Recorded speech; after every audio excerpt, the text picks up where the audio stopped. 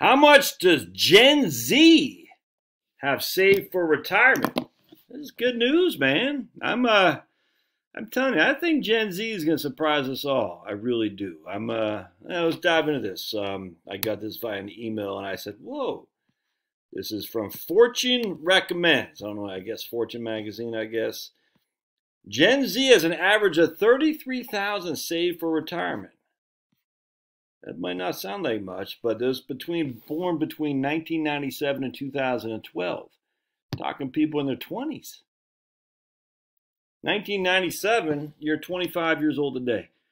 All right, 2007, you're 15 years old today. So, like, my daughter was born in 2000. Chloe was born in 2003. So the oldest of the Gen Z is 25, and they got 33,000 saved. Now that's the average, I grant you. It's not the median, but this group is still new to retirement. The thought of retirement is at the forefront for many, with over 30% saving for retirement.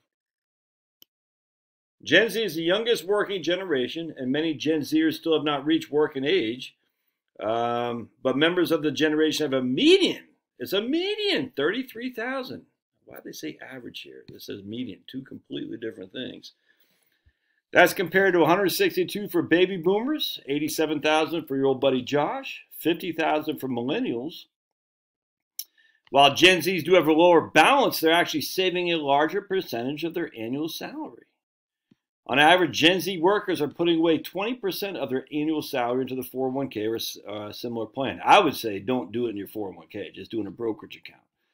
Or Roth, but you can only put so much into a Roth. But anyway, if you have a Roth for your 401k, by all means, but a brokerage account, I'd pay the tax now, man. Get that guy behind you, I'm telling you. That's significantly more than the 10 to 15% typically recommended. They're not behind on saving. They're crushing. 52% of Gen Zers experience one or more negative impacts on their employment, ranging from layoffs and furloughs to reductions in hours and pay. All right, well, welcome to the club.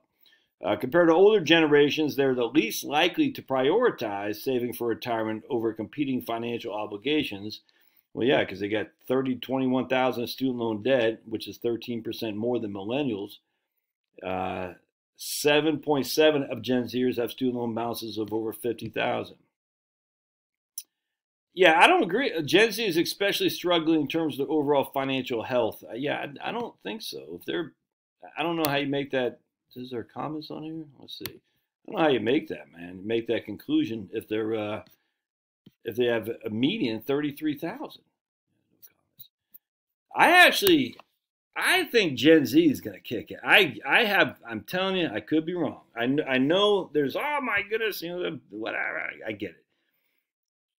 I think Gen Z, there are issues that they have that you and I did not have to compete with. I get it. I think there's something to do with the screens. I think there's something to do with the massive amounts of Maxine Waters that they've had to take, that you and I didn't. I think all that stuff. But I think they've seen what we have done, which is living on a credit society. I hope. I mean, this just might be my hope. And I just think they might have learned, like, not to live on a credit society. Stay at home, build up savings. They're not getting married, I grant you. Not having kids, I grant you that too. But all hope is not lost, man.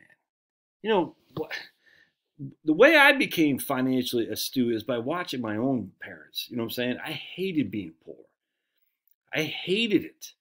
I hated watching my dad struggle with I hated all that crap. All of it self-inflicted, I grant you. But I said, I don't want to be like that. It's kind of like, I had a roommate when I was in college. His brother was a rip-roaring drunk, and he never drank, his older brother. And his older brother, who I was a friend with, I liked, a fantastic guy, but he OD'd on heroin.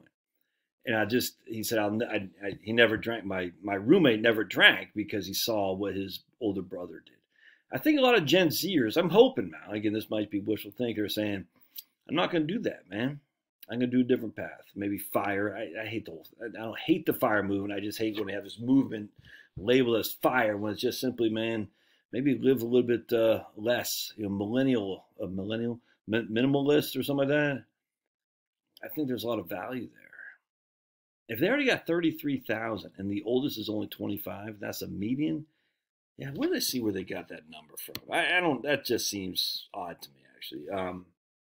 Let's find out where they got the number from. So, Transamerica Center for Retirement Studies. So let's click on this and see what we come up with. 135 pages of stuff. I'm not gonna read this whole thing. Happiness and health. Ooh, that does seem pretty interesting. Visions and expectations of retirement. Ooh, I might have to. I'm not gonna read it right now.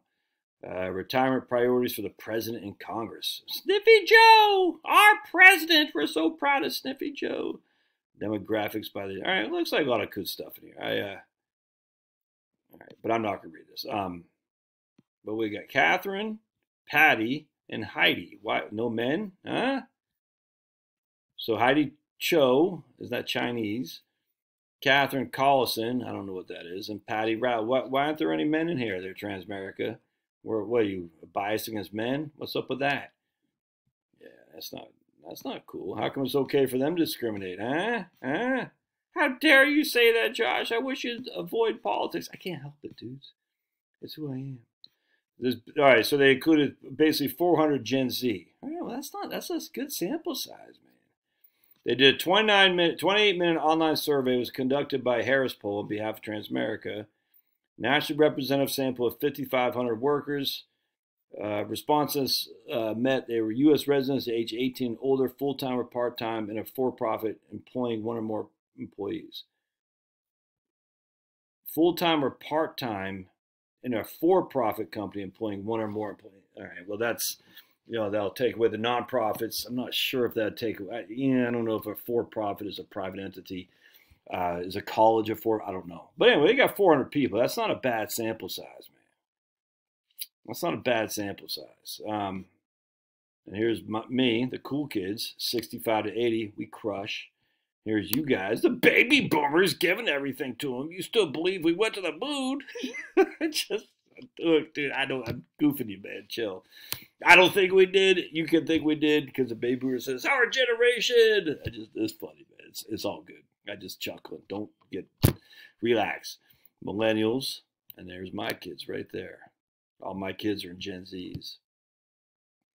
Interesting. Let's see if I see anybody. Heidi Cho. I'll just see if I see anyone on here I'm familiar with. I don't know any of those people. Hank Williams, I know him. Hank Williams Jr., Bo Cephas, Hank Williams 3.